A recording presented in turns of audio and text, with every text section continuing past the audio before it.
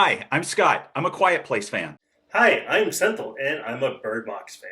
So the two of us have decided, since we disagree, we're going to start watching as many horror movies as we can and come up with a new way of rate them. Come join us. Good morning, Scott. How's it going today? Hey, it's going good. How are you doing, Simple?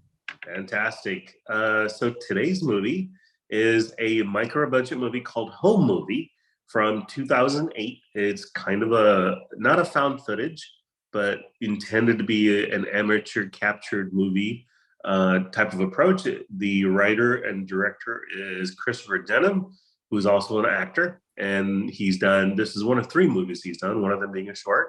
It also stars an actor that we know really well now, Adrian Pasdar, who was in the TV series Suits. So what did you think of the movie? So, what was interesting about this film was that this film was kind of a bridge between a found footage film and a home movie. I mean, which is what it's called, right? It had this very unique quality to it. I'm going to say when I started watching this film, I wasn't a fan. I was not a fan. As I got into this film, the kids are creepy as hell. I'm sorry. I don't know where they found these kids. But they're brilliant in this film. And they made this movie. I mean, there's so many plot holes in this movie. This is a classic movie of you've got to be stupid in order for this movie to continue to move forward, right? You got to have this whole stupid thing. And the father is, I guess, is a priest, but we really don't see any of that. And we know that these kids have had problems in the past because that's why they've moved to the country. And I will just say these two kids captured me and made me want to watch the rest of this film. Similar reaction here when I first started watching this because it was well reviewed as a horror movie for the micro budget that was filmed under, and I do kind of get this is an experimental literally home movie kind of approach, and so the perspective is from Adrian's character, and so he's got a camera that he's taken around with him. So the quality of the movie is very low, and intentionally low, so he gets away with not having a great cinematography. It's not needed. It's kind of reminds me of Paranormal Activity, but not quite as well done as Paranormal Activity. And what did it for me in a positive sense was the kids were creepy. As you said, they were. It always remarkable when I find young kids who can portray characters as well as they can. Did you see this as a supernatural or just Children of the Corn kind of psychotic characters? That shit crazy kids. I mean, that's what I saw. I think they tried to turn it into the supernatural twist. I mean, there's a scene in it with, the father's trying to create, do an exorcism, basically. And there's a period of time when there's calmness. What got me about this film, and you were saying Paranormal Activity, which I'm glad you said that.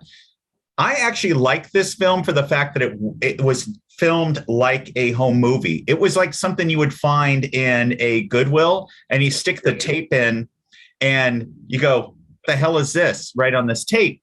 Whereby Paranormal Activity felt like a movie. Paranormal Activity felt like I'm watching a movie that was filmed on, home video cameras. Home Movie to me felt like I had found a VHS tape and shoved it in. Now, did it all work? Absolutely not. I mean, there's parts of it where you just eat, with a home movie, you'd be like, what the hell? I thought the ending was brilliantly creepy and disturbing. I thought the kids were creepy and disturbing. I think the parents were there because they had to be there. But this movie had nothing to do with the parents at all. This movie had everything to do with the bizarreness of these two kids.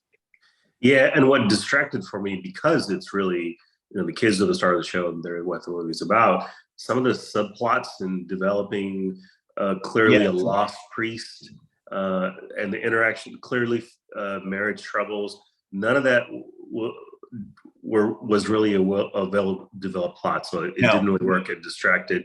What sold it for me eventually was the performance of the kids, and I kept expecting some sort of supernatural, satanic, devil worshipping possession type of movie, but it's not. And that's No. what was the most disturbing part. These kids are just psychotic and unabashedly psychotic, and they sold it so well. The creep factor just amps up Oh, as you go further into the movie near the end. these two kids, I don't know where they're at now or what they're doing, but holy crap. I mean, they played two crazy kids, man.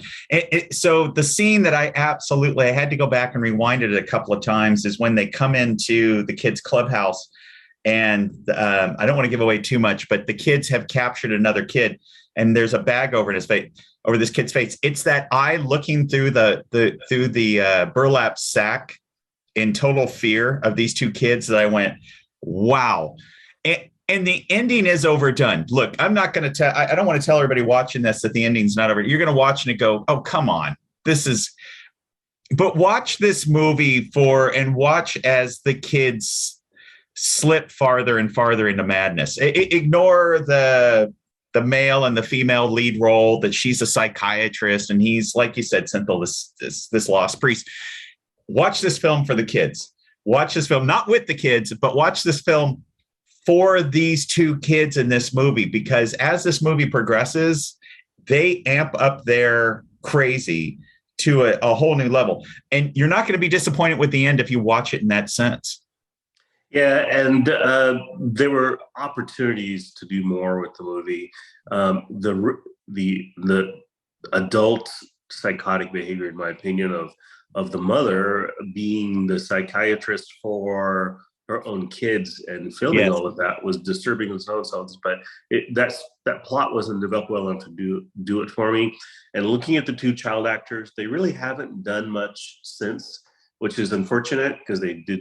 Either their performance or the director's work with the kids, outstanding work. So any final thoughts on this movie? Yeah, this is one of those movies where I always come back to and wonder, Linda Blair with The Exorcist, movies that involve kids having to act in these bizarre ways or dealing with strange things.